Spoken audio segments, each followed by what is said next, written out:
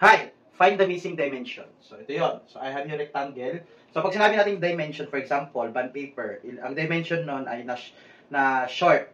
11 by 8.5 yung dimension nun. Parang gano'n. Ngayon, sa bahay nyo, ano dimension ng bahay nyo? Sabi natin, 8 meters by 10 meters. Yan. That is the dimension. So, in this case, ang dimension niya, 12 by blank. Pero may binigay na perimeter, 32 inches. So, alam natin na ang perimeter ay i-add mo lang yung dalawang length, tapos i-add mo lang yung dalawang width para makuha mo yung perimeter. So, since given yung perimeter, solve natin siya using this formula. So, perimeter 32 inches, ilagay natin dito. So, 32 equals to, may length ba tayo? Meron. So, 12. Plus 2, may width ba tayo? Wala. So, iwan natin ganyan yan.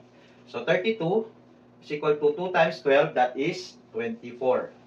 Plus 2W.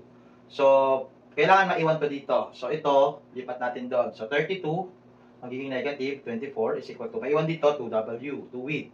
So, 32 minus 24, that is 68 equals 2. O, para makuha natin yung width, divide both side by 2. So, makakancel yan. So, width is equal to 8 divided by 2, that is 4. 4 inches. So, para ma-check nyo, gawin natin itong 4 inches. So, dalawang 12, that is 24. Plus dalawang 4, that is 8. 8 plus 4, that is 12. 1, 2, that is 32. So, 32. So, ibig sabihin, that is correct. Madali lang. So, try mo nga to. This is 56 feet. 15 feet to. Ano kaya yung length niya? Comment section. Bye.